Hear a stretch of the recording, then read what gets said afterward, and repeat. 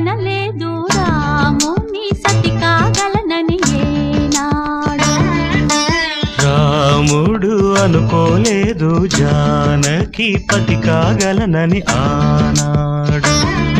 ఆనాడు ఎవరు అనుకోనిది ఈనాడు మనకు నిజమైనది.